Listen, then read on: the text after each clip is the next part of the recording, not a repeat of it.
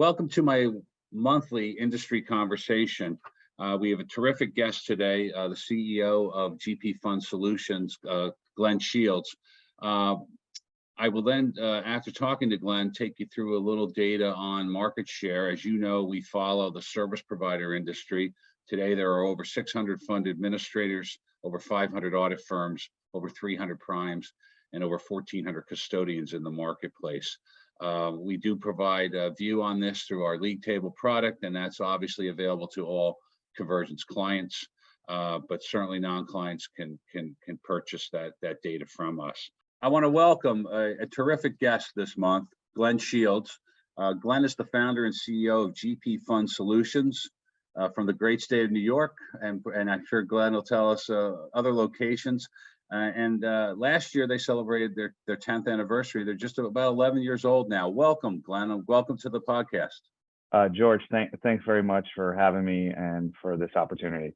Yeah, well, it's great to be with you, and you've been a terrific client and a good partner in the market. So listen, I thought we could start with just a brief overview of GP. You've built this thing from scratch, and just I'd like you to tell our listeners a bit about GP Fund Solutions. Sure. Yeah, I appreciate this opportunity. Right. So in 2011, I decided to start GP Fund Solutions, really with two pretty simple ideas: to build a great culture for employees to grow in their careers, stay a long time, and really get something out of the opportunity. At the same time, really delivering high quality service while leveraging technology. So pretty simple ideas that we started with, and with those simple ideas, we've been able to kind of grow organically over the last 11 years to a firm just over 90 employees and approaching 50 billion of assets under administration across several offices, 6 offices in total, with of course some hybrid and remote workers as well. So it's been a great story. We're really proud of it, and again, it really started with a few simple ideas that we stuck to, and that's really helped navigate the typical challenges of building a business. Yeah, I mean, well, listen, 50 billion is not shabby, and it kind of certainly puts you in the high end of the league table rankings. What part of the market are you guys mostly focused on, Glen? And then we'll get into some more specifics. But we Sure. see very different growth patterns with open and closed end, and then within closed, right? Even big differences between PE, real estate, and venture capital, for example. But curious, like if you had to define the sweet spot, how would you say that? Yeah, sure. Certainly, we're focused entirely on closed-end funds, and we do service private equity, growth equity, venture capital, and debt managers, and we're a bit agnostic to the type of assets they invest in, but firms that sort of have ambitions to raise fund sizes between 500 million and a few billion sort of tends to be our sweet spot. Firms that are really looking for an institutional back office by leveraging a third party, it's the type of client that fits really well with us. And we have a really great track record with emerging managers. I would say over 65% of our clients were Fund 1 clients, and we were there from the beginning, helping them sort of establish that institutional back office. And so maybe that Fund 1 looks like 300-400 million, and Fund 2 looks like 800 million to $1 billion or something like that. Yeah. That profile really resonates with us, and we can be very helpful to them. Yeah, and I'm sure, as we've talked in the past, that very high touch service model, right? Right. Which I think is not everybody can say that today. So let's talk about fund administration, right? Even though we think there's active acquisition activity, sometimes you could take a step back and say, the bigger getting bigger. There's now 640 fund administrators named in SEC filings. But just if you took a step back, right? It's been an 11-year journey. What are your views on fund administration in 2022? What do you see happening? What do you think's changing? Sure. Well, I think, the headline, obviously, it seems to be consolidation. There's a lot of consolidation of service providers, and that trend, has maybe shined light on, the challenges associated with, merging service models and technology and culture. All the traditional challenges associated with any merger and acquisition may be a bit more amplified in a service model that's really fast moving. We've been in a very high growth phase with private assets. And so, you take that volume and that growth at the same time with a lot of mergers, it becomes a bit challenging. So we see a trend towards, quality, right? And so we see a lot of managers really sort of searching for those firms that can keep up with the demands and the changes and the growth, but at the same time keep delivering quality. So I think the story is, bigger isn't always better. There are some advantages, of course, to being able to deliver, a range of services, but it's not necessarily true bigger is better. So managers are learning that and finding out what's most important to them. Is it, really high quality fund administration? Is it a firm that can do everything under the sun in terms of services that a back or middle office may need? And so we see managers doing that evaluation and asking themselves that question. And so I think that's an opportunity for all of us to reflect on where we fit in that model. Which question do we answer? Yeah, it brings to mind two thoughts, Glenn, right? One is, we're seeing a lot of acquisition out there, and you hear in the market, I think you touch on an interesting point. Some people are all over kind of the integration, and then you see others where it's almost there's no integration and it's almost Right. deliberate, right? So we see that as one trend, and then the second trend we've seen is, believe it or not, and it's mostly closed end. Still, almost 30% of closed end funds are self-administered.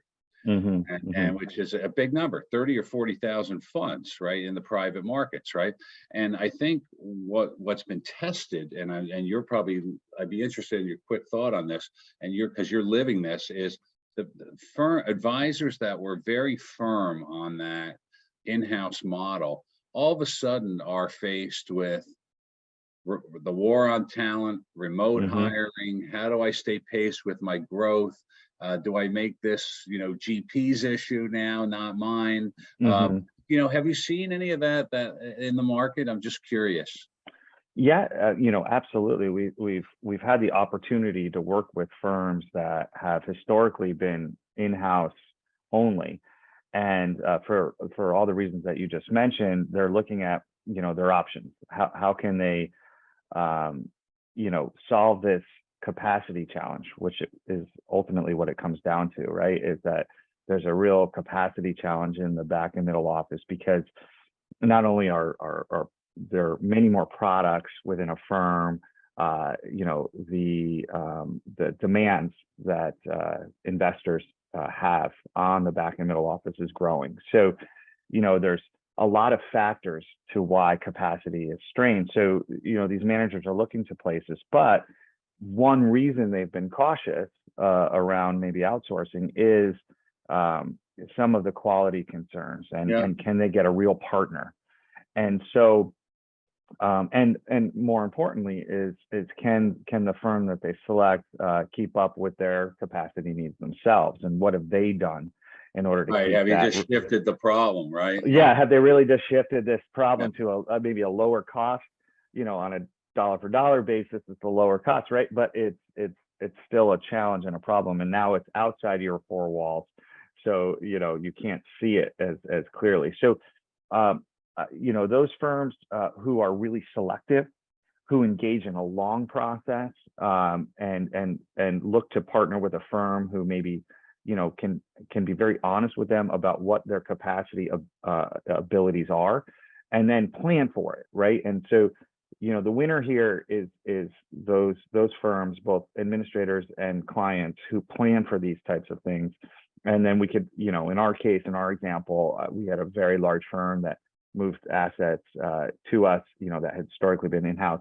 And but we planned many months over to it, and it was a collaboration between the two firms. It's not just turn on, turn off kind of thing. Yeah. No, understood. So, the next thing I wanted to talk about is, let me kind of talk about before we talk about add-on services, which you kind of started to allude to, just what I'll call specialty funds, right? And so whether it's digital assets, right, or crypto or SPVs, right? Curious on your views on that. Should all admins play there? Just what your experience has been with kind of these unique, type of funds. Sure. I think it comes down to whether your systems and processes and your technology, fit the requirements for whatever that product is, right? So many closed-end funds, whether it's pooled capital or an SPV, deal by deal, the requirements are pretty similar, and so you can kind of adapt those procedures you might have done for a fund to an SPV pretty easily. You just scale it appropriately. But then there are products out there that might have, say, liquidation features or other complexities, and so you really have to be very careful and smart in evaluating what the requirements are to assure that you can really fit them in your process procedures. And then there's a category of special funds, maybe crypto, where perhaps before you start servicing those products, you want to get an expert, right? You want to get someone who's got that industry point of view. And so I don't think that's always the case with different assets, but I think there are some assets that have enough nuance and throw off different types of income and have different types of issues that may manifest itself in the waterfall model or tax withholding issues or whatever the case may be. You might want to get a specialist before you lean too hard into that. Yeah, it's funny. I agree with you. I've seen with things like SPACs and SPVs and crypto and digital, like there's no gray. People seem to either be all in or all out, right? And I think that's right. Yeah. Right. And I think some of your points are well noted. So you alluded to this a little earlier, and I want to go down this road a little bit. One of the big trends we're seeing with fund administrators is what I'll kind of call bolt-on services, right? So you've got your core fund administration, but all of a sudden your clients are talking to you about other potential services, right? Whether it's managed IT or cyber or outsourced compliance services or CFO services or tax work, right?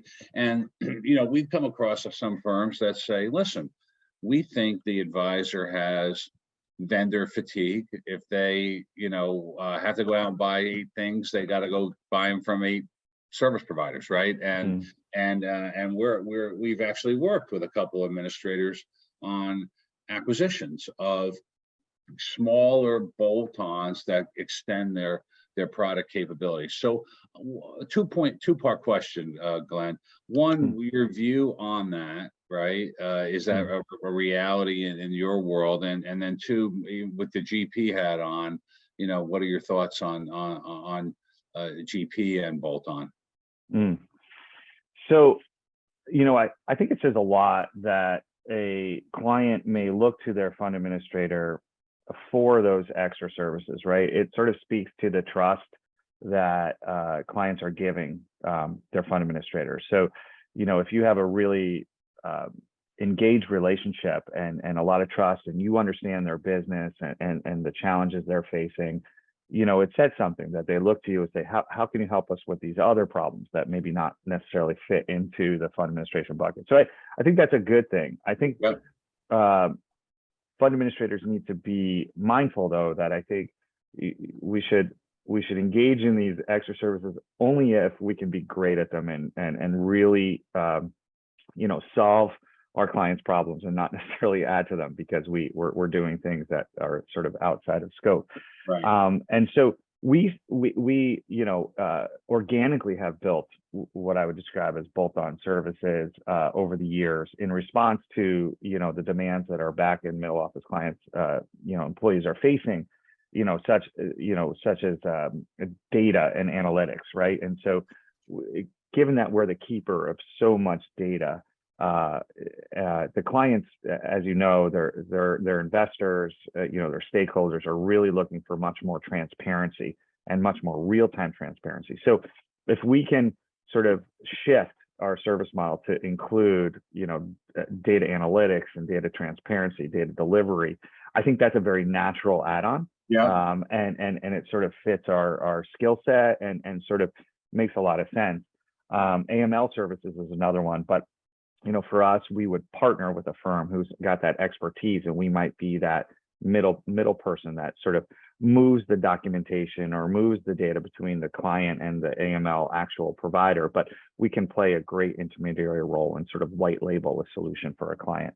So that's sort of another kind of spin on a bolt-on. So I think top line is I think it's a good thing, so long as you're delivering it at the same level of quality as the core fund administration. Yeah, well, it's like the Indiana Jones movie, right? At the end with the chalice, right? Choose wisely, right? So choose wisely, right? 100%. Yeah. Right. I agree with you. And like people's motives are very different, right? We see people out buying because maybe they're going to IPO or maybe they're going to put a bow on the business and sell it, and more is Right. better. And but I think fundamentally you've hit a really good point that you better be good at it. You got to be good at it if you're going to be in it, right? And that's actually one of the benefits of being independent, right? Is I can make that distinction between creating enterprise value for the sake of creating enterprise value versus intentionally creating high quality, services that really align with those sort of initial fundamentals of why I started the firm. Good culture, good people, great service. So I don't really have a competing demand other than those original core values. Yeah, no, I mean, I think that's well said. So finishing up here, let me just finish with kind of your outlook, right? We're kind of, days away from the fourth quarter of 22, and I'm sure we're just all I know here at Convergence, we're all thinking about and planning for 2023 already. So just curious if, kind of how you felt about this year with your business. What are your, kind of your outlook and your plans for 23, both your plans and some of the challenges that you see out there for your business?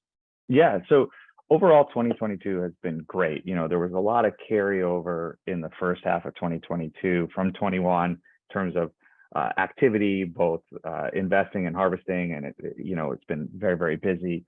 And we expect 2023 to be a bit slower, and so by just that fact, there could be some challenges. We certainly know our clients, portfolio companies are facing challenges with respect to inflation and interest rates, and so there could be an impact. For example, maybe fundraising cycles could take longer. There might be multiple closes, whereas a firm that is used to a one and done close, there might be multiple closes, and that sort of brings its own set of challenges. These are not uncommon for those of us who've been doing this for a long time, but I think planning for a longer fundraising cycle or multiple closing might be something that's important. And I think really, the other challenge I might see in 2023 is finding that balance in hybrid work. I think a lot of firms are asking that question. And I think this time might be an opportunity to really lean into process, procedure, accountability on making that really work well for the employees as well as the companies themselves. So while that's a challenge, I think it's an opportunity for us to really lean into that trend that has been really great for employees, but kind of fine tuning it and making it work for everyone. Yeah, no, well said. I think, there's a myriad of issues colliding. Right. I've noticed myself, I stopped looking at night now at like the futures activity because I don't think I want to see where the stock market's headed tomorrow, right? Right. It's tough to watch at the moment, but It is. and I had just put something up on LinkedIn that talked about, fee-based services. You choose your service providers wisely, because some of these 640 admins will not weather that storm terribly well, right? If they're heavily dependent on kind of asset-based fees, right? Because it's a tough cycle right now. So I think that's right, and it could put added pressure on some fund admin firms, particularly if they've been through a transaction and they're dealing with integration challenges. yeah. The compression on fees or the headwinds that we all may face could add to those challenges. So I think you're exactly right. Clients being very mindful about who their partner is, have they had experience through times like this. I think that, and it's a good time to ask yourself those questions. So, yeah. Yeah, agreed. Well, listen, I want to thank you. It was it's great to see you. A great conversation. You've been a terrific partner with us. So thank you for your time today. And we wish you guys continued success. Thank you, George. I really appreciate the opportunity to have this conversation, and I look forward to the next one. Yeah, sounds good. I wanted to now provide some brief commentary on market share, and I will start really with the fund administration market. And really what we look at each month is kind of the distribution and how it is tranching in these markets. So let me start with the last year, August 21 to August 2022. We actually saw asset growth down almost 2%. And when you start to look at fund administrators, great correlation between the top 5 administrators. Administrators 1 through 5 assets were also down just about 2%. But where this is very interesting is administrators 6 through 10 grew at 13% in a market that went down 2%. And administrators 11 to 25 grew at almost 8%. And then administrators 26 on actually declined almost 15%. So really what you're seeing is a marketplace that's shrinking in terms of assets over the last year, but the new business that's coming to that market seems to be heavily weighted to administrators 6 through 25. If you look at that same analysis for auditors, we saw asset growth at auditors about 10%. This is assets and funds being audited, and I think what's very interesting here is everybody did well, right? But the distribution is very different. Auditors 1 through 4, so the big 4, grew at almost 13%. Auditors 5 to 10 grew at almost 24%, and auditors 11 to 25 grew at almost 47%. So you are again seeing kind of great growth, but significant push of assets to kind of auditors 5 to 25 versus the big 4. When we look at that on the custodian front, right? We see asset growth of about 13%, and when we see that that distribution, custodians 1 through 10 grew at about 8%, but custodians 11 through 15, custodians ranked 11 through 25 grew at almost 15%. So that same kind of down market trend, and then all other custodians, so 26 on, but that's a big number, 26 to 1,400, grew at about 27%. And then lastly, prime brokers. We do this measurement by fund growth. So we saw funds in the last year grow at about 13%. And we saw primes 1 through 10 grow at about 5%, and primes 11 to 25 grow at about 7%. But all other primes, so that would be 26 to about 300, grew at about 11%. So, you know, the takeaway here is we're seeing great growth in the top 25 and maybe the next 25, but a pretty interesting distribution. So each and every month we'll take you through this. I want to thank Glen Shields again for joining us, a terrific guest. And this was episode 19 of our monthly industry conversation. I want to thank you for joining us, and have a great day.